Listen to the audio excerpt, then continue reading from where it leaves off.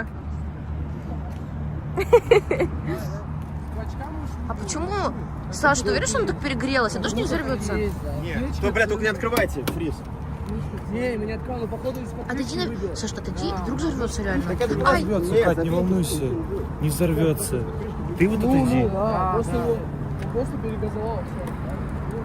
Мишка, вы станете, видишь, что тут на выход надо видеть. Не, оставь, пускай она остынет. Что, думаете, Да, не да. антифриз или что? Нет, Ну-ка сюда, вот сюда посади. просто из крышки ебало, все, нормально. Не надо, не надо. Не пробуй. Не надо, бля, сейчас ебанет. Саша, отойди, пожалуйста! Они-то ладно. Да, один раз.